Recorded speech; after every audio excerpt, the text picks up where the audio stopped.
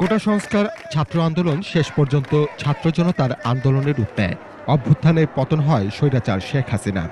বৃহস্পতিবার ছাত্র জনতার অভ্যুত্থানের 1 মাস পূর্তি। এ উপলক্ষে কর্মসূচি পালন করবে বৈষম্য বিরোধী ছাত্র আন্দোলন।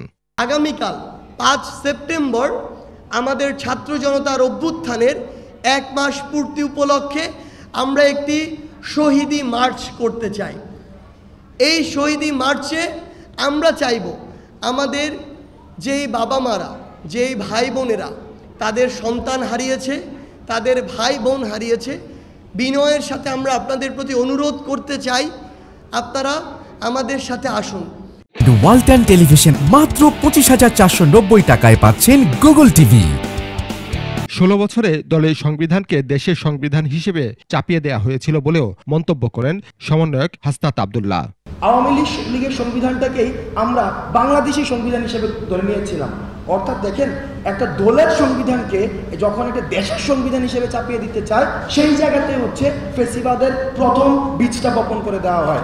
সংগঠনকে সংগঠিত করার জন্য বিভাগীয় ও জেলা শহরে সফর শুরু হচ্ছে বলে জানান এই সমন্বয়ক।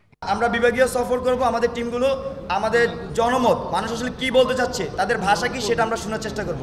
আইন নিজের হাতে না তোলার আহ্বান জানিয়ে সমন্বয়করা বলেন, নতুন প্রজন্ম যে বাংলাদেশ চায় সেই বাংলাদেশকে সবাই স্বাগত জানাতে হবে।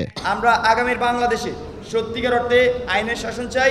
মানিক শিকদার, 21 টেলিভিশন, ঢাকা।